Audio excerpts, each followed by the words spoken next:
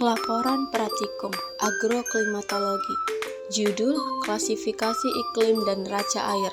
Nama Joy Oktaviani, NIM 2502027, dosen pengampu Salmiati MPD PhD, Prodi Agroteknologi, Institut Teknologi Perkebunan Pelalawan Indonesia. Pendahuluan. Iklim merupakan salah satu faktor lingkungan yang sangat berpengaruh terhadap kehidupan manusia, terutama dalam bidang pertanian, kehutanan, dan pengelolaan sumber daya air. Kondisi iklim suatu wilayah dapat diketahui melalui unsur-unsur iklim seperti curah hujan, suhu udara, kelembaban, kecepatan angin, dan penyinaran matahari. Perbedaan kondisi iklim antar wilayah menyebabkan perlunya dilakukan klasifikasi iklim untuk mengetahui karakter suatu daerah sehingga dapat dimanfaatkan dalam perencanaan pembangunan dan pertanian. Klasifikasi iklim di Indonesia umumnya menggunakan metode Schmidt-Ferguson, Alderman, dan Köppen yang didasarkan pada pola curah hujan dan suhu udara. Wahyuni et al. 2024. Klasifikasi iklim memiliki peranan penting dalam menentukan pola tanam, jenis tanaman yang sesuai, serta pengelolaan lahan pertanian.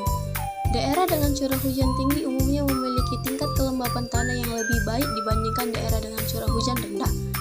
Selain klasifikasi iklim, analisis neraca air juga menjadi aspek penting dalam kajian klimatologi dan hidrologi.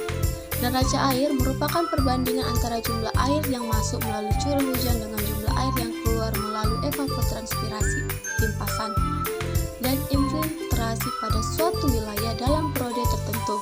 Analisis neraca air digunakan untuk mengetahui kondisi surplus maupun defisit air, sehingga dapat membantu dalam pengelolaan sumber daya air dan perencanaan pertanian. Fatnur 2021.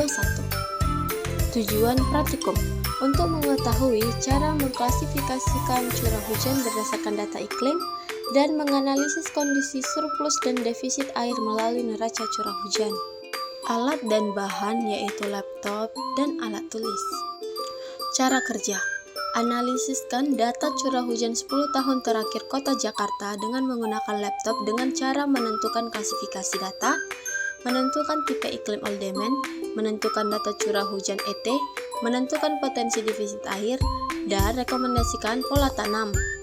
Hasil dan pembahasan klasifikasi data curah hujan 10 tahun terakhir, yaitu berdasarkan data curah hujan Jakarta tahun 2015 sampai 2024, curah hujan tertinggi terjadi pada bulan Januari, Februari, Maret, November, dan Desember dengan rata-rata di atas 200 mm, sehingga termasuk bulan basah. Bulan Mei dan Oktober termasuk bulan lembab karena memiliki curah hujan 100-200 mm, sedangkan Juni hingga September termasuk bulan kering karena curah hujan di bawah 100 mm. Pola ini menunjukkan bahwa Jakarta memiliki iklim monsunal tropis dengan musim hujan pada awal dan akhir tahun serta musim kemarau pada pertengahan tahun.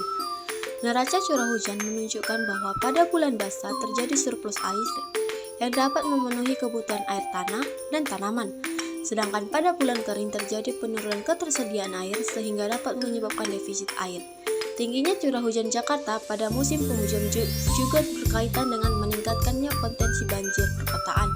Menurut Darvia 2024, curah hujan ekstrim dapat menyebabkan kapasitas drainase tidak mampu menampung limpasan air, terutama di daerah padat penduduk dan minim daerah resapan. Menentukan tipe iklim Alderman.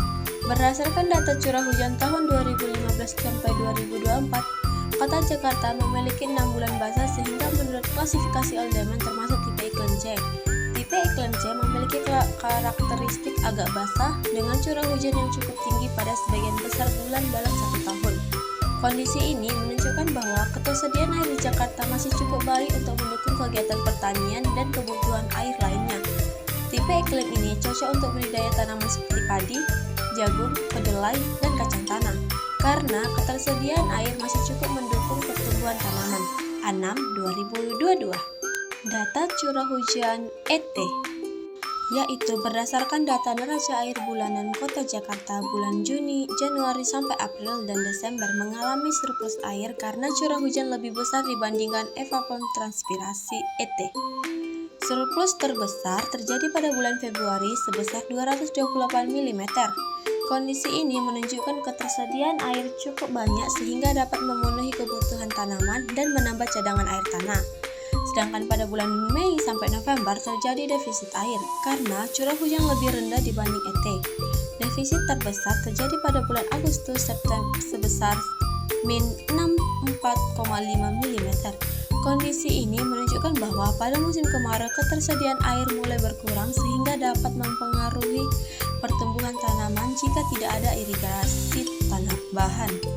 Menurut Novita 2022, kondisi surplus air sangat berpotensi menyebabkan banjir apabila drainase tidak optimal, sedangkan kondisi defisit air dapat menyebabkan kekurangan air pada musim kemarau.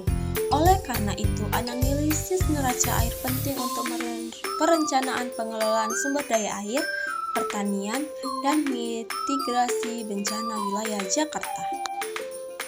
Menentukan potensi defisit air. Hasil analisis defisit air dari bulan Mei sampai November. Jadi, defisit air yang terjadi dari bulan Mei sampai November terjadi karena kurangnya curah hujan. Rekomendasi pola tanam, yaitu berdasarkan klasifikasi iklim Oldeman tipe C, Kota Jakarta memiliki kondisi iklim agak basah sehingga cocok untuk beberapa pola tanam. Pola tanam tanpa irigasi teknis, musim hujan bulan November sampai April cocok ditanamin padi dan jagung karena ketersediaan air cukup tinggi. Pada akhir musim hujan bulan Maret sampai Mei dapat ditanamin kedelai. Sedangkan musim kemarau bulan Juni sampai September cocok untuk tanaman yang lebih tahan kekeringan seperti kacang tanah dan ubi kayu. Pada pola tanam dengan irigasi baik, ketersediaan air lebih terjamin sehingga tanaman padi dapat dibudidayakan lebih optimal pada musim hujan.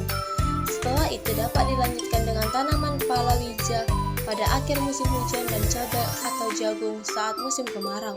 Irigasi membantu menjaga kebutuhan air tanaman meskipun curah hujan menurun. Pada pot tanam alternatif dilakukan untuk mengurangi resiko gagal panen akibat perubahan cuaca.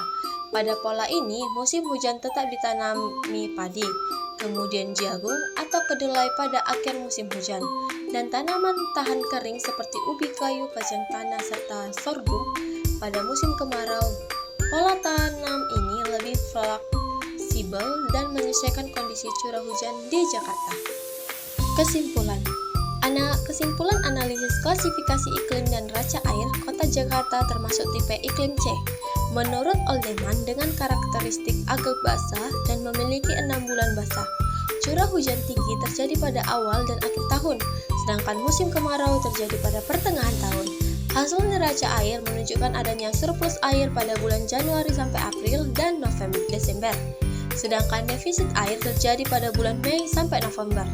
Kondisi ini berpengaruh terhadap ketersediaan air untuk pertanian, sehingga pola tanam dan irigasi perlu disesuaikan dengan kondisi curah hujan. Dari hasil tersebut, tanaman seperti padi, jagung, kedelai, kacang tanah, dan ubi kayu cocok dibudidayakan di Jakarta sesuai musim tanamnya.